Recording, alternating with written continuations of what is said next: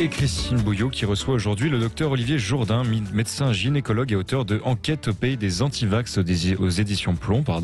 Et je rappelle cette petite précision, vous pouvez nous appeler au 0826 300 300 pour poser toutes les questions que vous souhaitez à notre invité. Voilà, notre invité, merci beaucoup docteur Olivier Jourdain d'être avec nous ce midi. Vous signez effectivement Enquête au pays des antivax aux éditions Plomb, sujet ô combien d'actualité aujourd'hui. On vient d'entendre tout à l'heure le professeur Règne, chef du service des maladies infectieuses à l'hôpital au CHU de Montpellier, qui regrettait que dans ce débat actuel sur la vaccination des soignants, on en vienne à une obligation. Mais avec ce livre, vous nous plongez vraiment au cœur de l'histoire de la vaccination et des doutes qui entourent la vaccination, cet acte médical.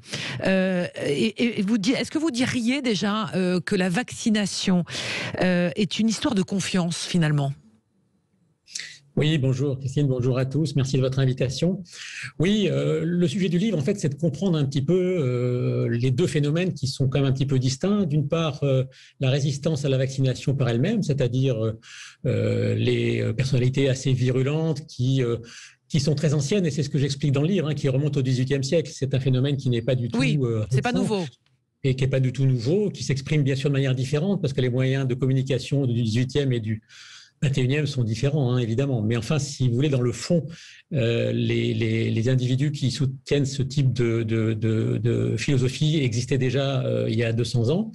Et puis, l'hésitation vaccinale, qui est un phénomène, pour le coup, qui est assez répandu dans nos démocraties occidentales, qui finalement concerne des gens qui ne savent plus trop où ils en sont, qui sont un petit peu débordés par tout un tas d'informations de toutes origines et de toutes orientations, et qui ne savent plus trop quoi penser. Donc le sujet du livre, c'est ça, c'est d'essayer de comprendre un petit peu d'où ça vient, comment ça se passe, et puis avec évidemment les moyens de communication actuels, et en particulier les réseaux sociaux, comment ça fonctionne. Comment ça fonctionne ? Je voudrais juste qu'on revienne, parce qu'effectivement, vous avez toute une partie la première partie du livre où vous revenez sur tous ces événements historiques qui ont marqué l'arrivée de la vaccination, et on en arrive, évidemment, vous revenez à Pasteur, qui a connu finalement, lui aussi, son lot de polémiques et de contestations, à la fois scientifiques et politiques. Est-ce que vous pourriez expliquer à nos auditeurs ce qui s'est passé pour Pasteur, que l'on présente aujourd'hui comme, on va dire, notre point de repère sur la politique vaccinale française? Oui, alors Pasteur est effectivement une icône de la vaccinologie et de la médecine française. Mais ce qu'il faut savoir, c'est que Pasteur n'était pas médecin. Pasteur était chimiste, et il s'est heurté à une opposition scientifique par les médecins de l'époque. Et on peut imaginer que l'Académie de médecine, qui était un petit peu très orthodoxe et très corporatiste, ne voyait pas forcément d'un bon œil qu'un chimiste vienne expliquer à des médecins comment il fallait faire de la médecine. Et donc, il a eu des oppositions extrêmement puissantes, et puis une opposition politique, et en particulier, j'en parle dans le livre, un journaliste qui s'appelle Henri Rochefort, qui était un communard, qui était le rédacteur en chef d'un journal de l'époque qui s'appelait L'Intransigeant, et qui était dans une opposition plus politique que technique, et qui finalement était assez peu réceptif aux arguments scientifiques, puisqu'il y avait une opposition.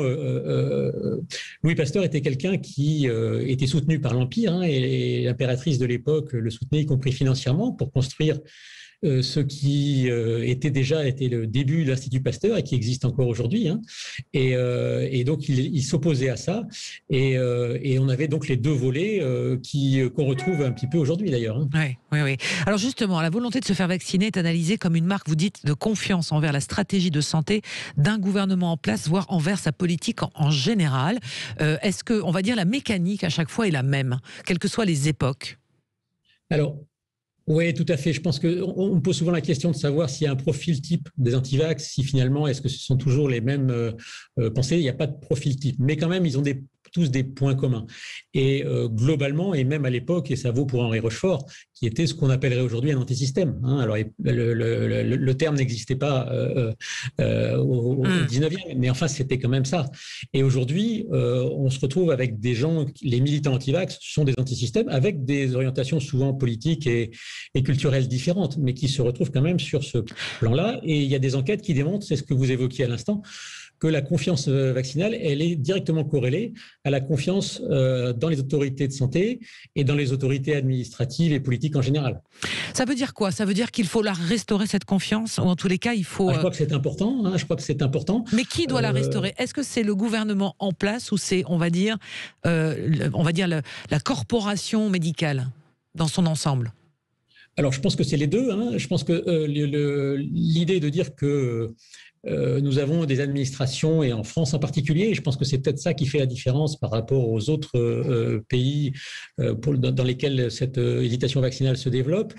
Notre système est excessivement complexe et se perd souvent dans des arcanes un petit peu difficiles que personne ne suit, et ni la population et ni même les professionnels de santé qui sont souvent très perdus là-dedans. Je l'explique un petit peu. Vous savez que l'hésitation vaccinale touche aussi un certain nombre de professionnels de santé. Absolument, vous l'expliquez largement, oui, tout à fait. Voilà, et vous l'avez évoqué en évoquant la problématique de l'obligation vaccinale, et en particulier chez les soignants, qui est d'actualité brûlante ces jours-ci. Mais oui, je pense qu'il y a une confiance à rétablir. L'idée, par exemple, et on le voit par exemple par rapport à d'autres pays sur la vaccination pour le Covid, les protocoles sont complexes, changent en permanence, et beaucoup de professionnels de santé ne s'y retrouvent pas. Il y a une vraie perte de confiance, ça je crois que c'est important, et je le dis à nos responsables politiques, administratifs que j'ai l'occasion de rencontrer. Il y a une perte de confiance mutuelle entre un certain nombre de professionnels de santé et leurs autorités de tutelle. Et ça, je pense que c'est extrêmement délétère par rapport à ce que le public peut ressentir. Oui, et vous faites la différence entre les anti et les hésitants. Bien sûr. Il ne faut pas les mettre tous dans le même camp et tous les regarder de la même façon. C'est ce qu'on vit aujourd'hui d'ailleurs. Oui, je pense que si vous voulez, vous pouvez prendre, si on prend des exemples récents, je pense que vous avez des individus qui font un simulacre de pendaison d'un pompier à Nancy qui est accusé d'avoir vacciné la population.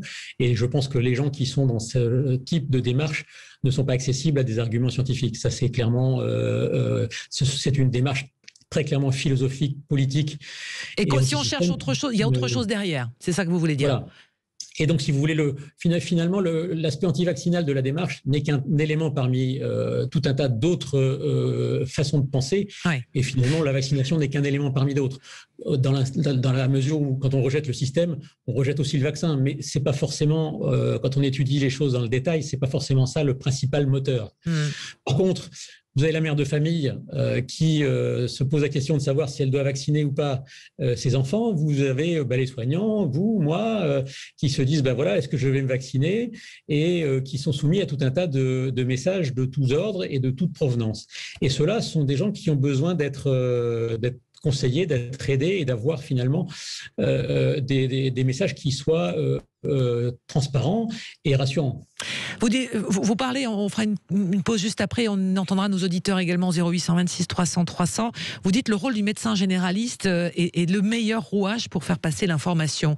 Aujourd'hui, le médecin généraliste est vraiment on va dire en première ligne dans ce débat aujourd'hui pour accélérer ou faire en sorte que cette vaccination qui a démarré serve à quelque chose ? Tout à fait. Alors c'est vrai pour la vaccination Covid qui est en première page aujourd'hui. C'était vrai pour les autres vaccinations avant. Moi, j'ai commencé à travailler. Je suis gynécologue, je suis chirurgien gynéco, donc j'ai commencé à travailler dans la vaccinologie avec le vaccin pour le papillomavirus, qui a été l'objet de beaucoup de critiques. Critiques et fantasmes, vous diriez, ou déformation de chiffres scientifiques, de données scientifiques? Oui, alors j'explique la manière dont on déforme les chiffres scientifiques. Il y a des publications mensongères qui sont, dont certaines sont très connues, celle de Wakefield, celle de Larson. Enfin, il y a tout un tas de publications qui de cet ordre-là. Il y a aussi ce qu'on appelle le cherry picking. Ça, c'est la manière de, si vous voulez, vous avez une étude où il y a des centaines de chiffres. Aujourd'hui, les études complexes sont souvent difficiles d'interprétation. Et si vous voulez, vous allez pouvoir isoler un chiffre qui, parmi des centaines d'autres, va un peu en contradiction avec le reste. Et si vous isolez ce chiffre-là, finalement, vous allez pouvoir faire passer un message contradictoire, ce qui ne correspond pas à la réalité de l'étude. Hein. Mais oui, je pense que ces gens qui sont hésitants, il faut communiquer, et je pense que là, les enquêtes le montrent. Les campagnes de communication, qu'elles soient par affiche, par Internet, doivent exister, mais ne sont pas finalement, n'obtiennent pas le résultat escompté d'améliorer la confiance. Par contre, oui, le médecin traitant, le soignant et le dialogue interpersonnel permettent beaucoup mieux de regagner cette confiance. Merci Olivier Jourdain. Et puis on va tricher un petit peu, on va isoler 10 chiffres, le 0826 300 300. Vous nous appelez tout de suite, on revient après la pub. Et nous sommes avec le docteur Olivier Jourdain, médecin gynécologue et auteur d'Enquête au pays des antivax aux éditions Plomb. Et puis nous sommes aussi avec Christine Bouillot et nos auditeurs. Oui, vous avez la parole sur Sud Radio. C'est essentiel, surtout sur ce sujet-là, d'autant plus, hein, Olivier Jourdain. Avec ce livre Enquête au pays des antivax, paru aux éditions Plomb, on le disait, quand vous rencontrez quelqu'un qui est farouchement opposé à la vaccination, quelle est votre première réaction? Qu'est-ce que vous faites? Qu'est-ce que vous dites? Alors, moi, je crois que la première chose, c'est d'amener les gens à réfléchir sur la situation, sur leur situation personnelle, sur la situation de la société en général et de leur environnement, de leur famille. Ça, je crois que c'est la première chose à faire. Et on s'aperçoit finalement que quand on les amène à réfléchir objectivement, sans leur expliquer la vie, hein, c'est pas du tout mon sens, ma façon de voir les choses. Je pense qu'il faut simplement réfléchir froidement, et quand on réfléchit froidement, on s'aperçoit finalement que l'intérêt de chacun d'entre nous est de se vacciner à la fois pour soi-même, mais à la fois aussi pour ses proches et pour les gens qui sont autour de nous et la société en général. Donc, alors, c'est la première chose que je leur dis, oui. Alors, on va aller au 0826 300 300. On a Dominique d'Aix-en-Provence qui nous a appelé. Bonjour Dominique. Oui, bonjour. Bonjour, on vous écoute. Donc moi je suis un petit peu étonné de ce débat dans la mesure où à la fin de la Deuxième Guerre mondiale, les Allemands ont édité la charte de Nuremberg qui interdit de soigner les gens contre leur volonté, de les vacciner, etc., pour éviter toutes les expérimentations qu'ont fait les nazis. Donc ça, déjà, il y a un petit peu premier point de principe, quoi. Et tous les arguments que nous avancent ceux qui veulent nous obliger à nous vacciner, y compris avec des gendarmes qui viendraient nous chercher, c'est la connaissance scientifique. Donc je ne me suis pas trompé, quoi. Et là, à l'instant, je viens d'entendre soi-disant scientifiques qui nous expliquent qu'il y a les bonnes et il y a les mauvaises études scientifiques. Donc on ne sait pas lesquelles lire. Lui, il sait, mais nous, on ne sait pas, quoi. C'est-à-dire qu'il y a peut-être effectivement un degré d'information que je l'explique dans le livre. Je l'explique dans le livre comment analyser la qualité d'une étude. Olivier Jourdain, qu'est-ce que vous répondez? Alors, c'est des arguments qu'on entend aussi très souvent. Qu'est-ce que vous répondez à ça? Alors, il y a plusieurs éléments. Je pense que, si vous voulez, l'obligation, je ne suis pas un farouche partisan de l'obligation vaccinale. Je pense que ça doit rester vraiment l'arme de dernier recours, et je pense qu'il faut passer par la conviction et entraîner la conviction des gens. Et d'ailleurs, on l'a vu à l'époque, il y a encore quelques semaines, où l'épidémie était très prégnante et très forte. Les gens étaient très motivés pour se vacciner, ce qui est d'ailleurs une constante dans l'histoire. Quand l'épidémie est très forte, il y a des gens à l'hôpital et des morts, eh bien, les gens sont plus faciles à convaincre, ce qui est d'une évidence tout à fait basique. Et là, l'épidémie, finalement, s'éloigne un petit peu, elle est moins forte, et du coup, les gens sont moins convaincus, ce qui est normal, parce que s'ils ne voient que moins directement les effets d'une vaccination éventuelle. Ça, c'est la première chose. Deuxième chose, c'est que, sauf erreur de ma part, on n'a jamais envoyé les gendarmes chercher qui que ce soit pour se faire vacciner. Ça n'existe pas. Par contre, oui, pour les soignants, il y a déjà des exemples. Hein. Vous savez qu'aujourd'hui, quand vous avez un entretien, quand vous êtes embauché dans un établissement de soins, qu'il soit d'ailleurs même médico-social, vous devez être vacciné contre l'hépatite B. Ça fait partie des critères. Si vous ne respectez pas ça, si vous n'avez pas de carnet de vaccination, vous n'êtes pas embauché. Là, on est sur des professionnels du soin et pas en population générale. Hein. C'est donc une situation totalement différente. Je crois qu'il faut différencier l'obligation pour les professionnels de soins et l'obligation en population générale.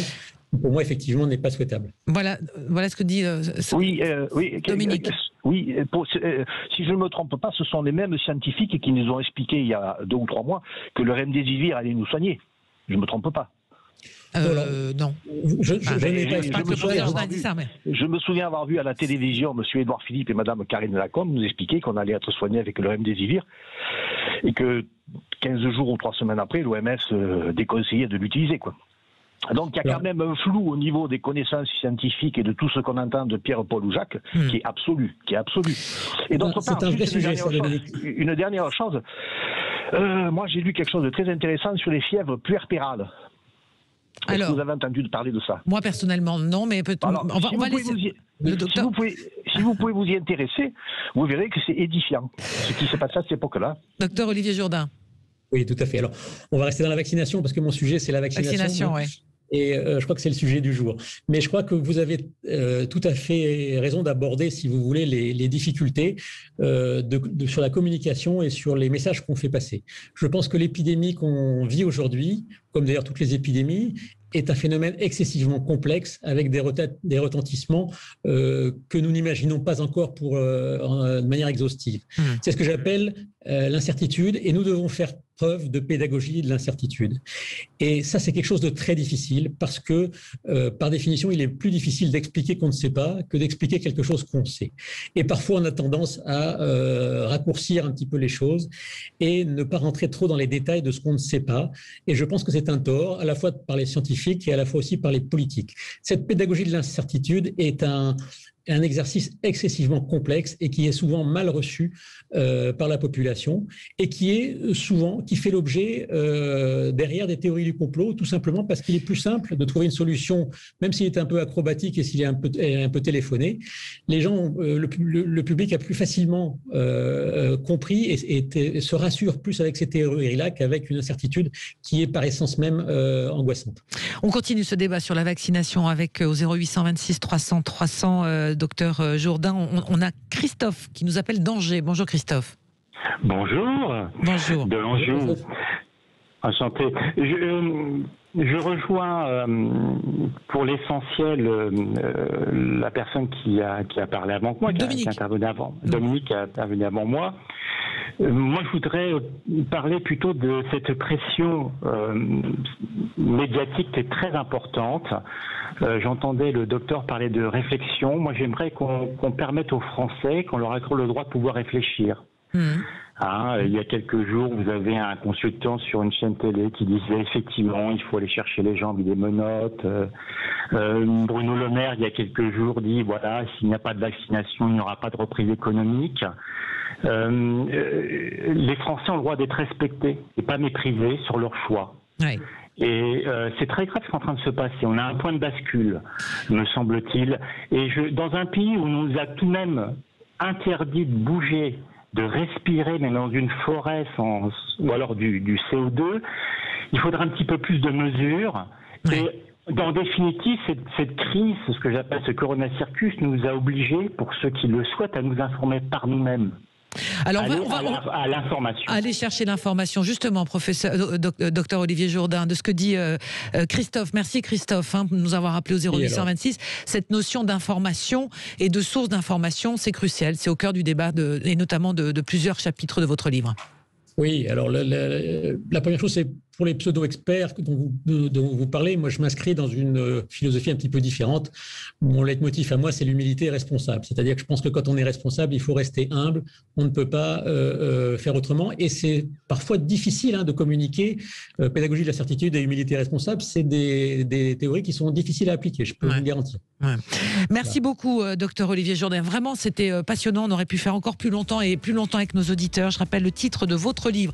Je le rappelle, que vous soyez pour, que vous soyez contre, c'est une source d'information. Puisque vous allez chercher l'information, eh bien, je vous envoie et je vous renvoie au livre du docteur Jourdain.